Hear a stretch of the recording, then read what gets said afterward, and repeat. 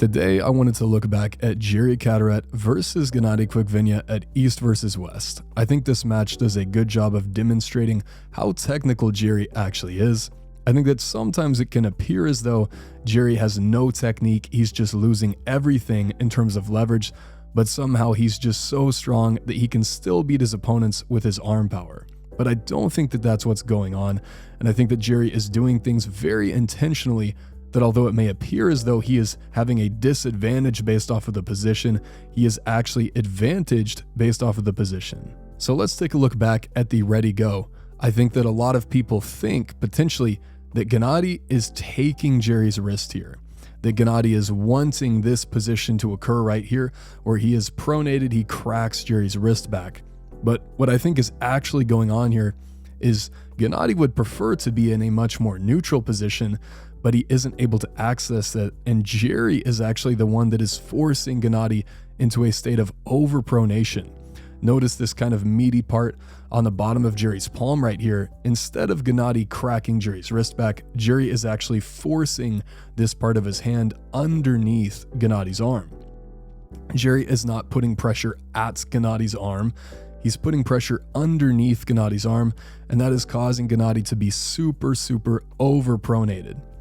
So much so that we can see throughout this match, Gennady's fist or his knuckles are literally pointed straight at Jiří.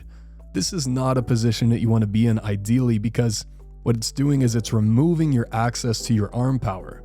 In order for you to bring your shoulder forward, just biomechanically, you are going to have to supinate your arm. If you try to bring your shoulder forward and your arm is in a position where it's locked and it cannot supinate, you're just going to break your arm in this really gross way where it's twisting, and you're trying to twist your wrist, you're trying to bring your shoulder forward, but it won't twist that way. And eventually you're going to have some sort of crazy arm break, not an arm break in your humerus, but in the lower part of your arm. And as I said, the way that Jiří is blocking Gennady's ability to supinate, we can see it right here where he pushes.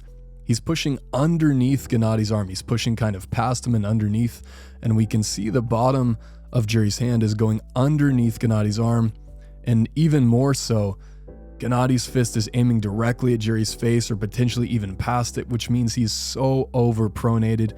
He has absolutely no access to his side pressure. And even just from this position, it's not like he just can't bring his shoulder forward, but it's also likely causing Gennady quite a bit of pain just sitting here in this overpronated position.